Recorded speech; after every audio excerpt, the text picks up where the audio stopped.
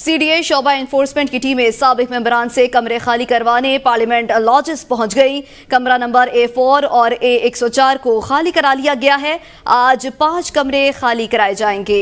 मज़कूरा साबिक MNAs को notice जारी किए जा चुके हैं। आपको अपडेट कर रहे हैं, CDA ने कमरा खाली करवाने के लिए अपनी टीम्स को भेज दिया है। कमरे आज खाली करवाए जा रहे हैं। तफसीलात के लिए नुमाइंदा ABN न्यूज़ जमान मुगल हमारे साथ लाइन पर मौजूद हैं। जमान, बताइए मज़ीद तफसीलात क्या हैं, कमरे खाली करवाए जा रहे हैं?